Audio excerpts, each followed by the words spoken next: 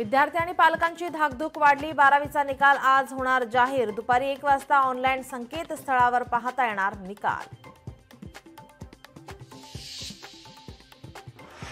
आज राज्यातील एसटी कामगारांचं 57वे अधिवेशन। रायगडाच्या माणगावमधील अधिवेशन वादळी ठरण्याची शक्यता। विविध मागण्यांसाठी संघटना देणार बेमुदत आंदोलनाचा इशारा।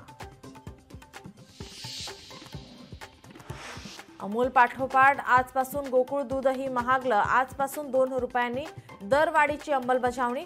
मुंबई पुण्यात स्पेशल दूध 74 रुपये लिटर दराने।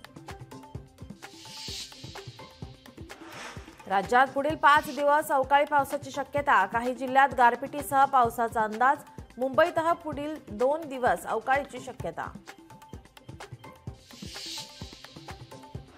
भारताच्या आक्रमक भूमिकेमुळे पाकिस्तान घाबरला। पाकिस्तानी राष्ट्रपतींनी बोलावलं विशेष अधिवेशन।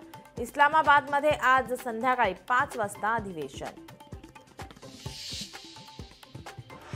भारताकडे वाकड्या नजरेनं पाहणाऱ्याला सडेतोड उत्तर देणार। पहलगाम हल्ल्याच्या पार्श्वभूमीवर संरक्षण मंत्र्यांचा पाकला इशारा। भारताचा पाकिस्तानला मोठा धक्का। चिनाब नदीवरील बगलिहार धरणाचं पाणी रोखलं। बुलर सरोवराचा पाणीही पाकिस्तानसाठी बंद।